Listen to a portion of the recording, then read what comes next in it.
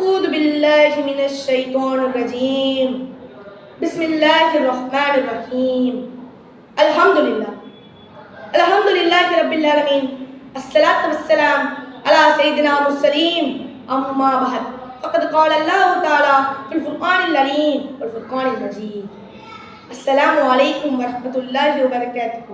என் பெயர் எஸ் முகமது அன்வஸ். நான் என் தாய் கற்றுக் கொடுத்த இஸ்லாம் பற்றி பேச வந்துள்ளேன். கருவறையில் என் தாய் ஓதிய குர்ஆன் சாட்சி சொல்லும் இஸ்லாத்தை கற்றுக் கொடுத்த ஆரம்ப புள்ளி என் தாய் என்று. கருவறை இருட்டில் என் தாய் ஓதிய குர்ஆன் வார்த்தைகளை கேட்ட காதுகள் ஞாபகமின்றி மறந்ததே ஏனோ. நான் முதலில் அலிஃபா ஓதும் போது இலகுவாக இருக்க காரணம் என் தாய் ஓதிய குர்ஆன் தானோ?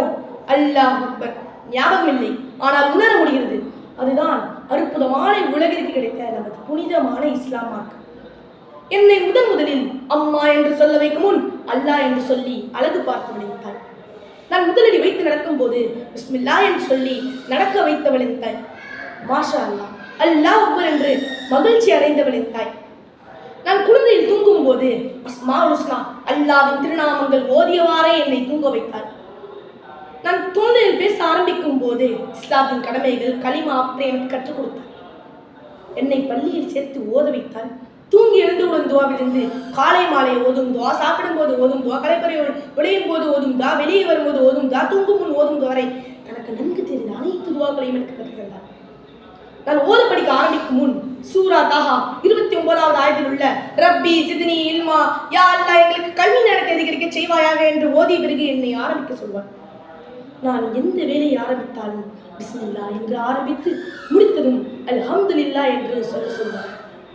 ஏன், நான் சாதாரணமாக மாடி ஏறும்போது அல்லாஹ் அக்பர் என்றும் கீழே இறங்கும் போது சுப்ஹான் அல்லாஹ் என்றும் சொல்லுமாறு சொல்வார். வீட்டிற்கு யார் உறவினர்கள் வந்தாலும் இன்முகத்தோடு அஸ்ஸலாமு அலைக்கும் வரஹ்மத்துல்லாஹி வபரகாத்துஹு என்று சலாம் சொல்லி நலம் விசாரிக்க கற்றுக் கொடுத்தார்.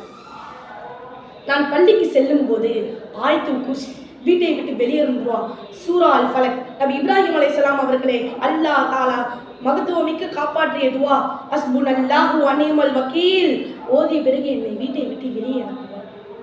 அல் ஜன்னத்து தக்தாமில் உம்மஹாத், நிச்சயமாக தாய்மார்களின் பாதங்களுக்கு கீழ் சொர்க்கம் உள்ளது என்று கூறினார்கள் நபிகள் நாயகம் ஸல்லல்லாஹு அலைஹி வஸல்லம் அவர்கள். இதைவிட பிள்ளைகளை பெற்ற பெற்றோர்கள் என்ன அந்தஸ்து வேண்டும்? என் தாயை கண்டு நான் பெருமைப்படுகிறேன். ரத்தம் சிந்தி வயிறை கிழித்து வந்த என்னை வாழ்நாள் முழுவதும் வாழ்த்தும் ஒரே ஜீவன் என் தாய், என் தாய், என் தாய். ரப்பிர்ஹம்குமா கமா ரப்பயானி ஸகீரா, யா அல்லாஹ், நான் சிறு பிள்ளையாக இருந்தபோது என்னை பரிவோடு என் பெற்றோர்கள் என்னை வளர்த்தது போல அவர்களுக்கு நீ கிருபை செய்வாயாக. ரப்பி ஃபர்லி வலிவாலிதையி, பெற்றோர்களுக்கான பாவ மன்னிப்பை அதிகமாக கேட்போம். இப்படி ஒரு அழகான ஆழமான தலைப்பில் போட்டியில் ஏற்பாடு செய்த இந்த குழுவுக்கு என் நன்றிகளை சொல்லி தலை நிமிர்கின்றேன். வாகிறது அல்ஹம்துலில்லாஹி ரப்பில் ஆலமீன்.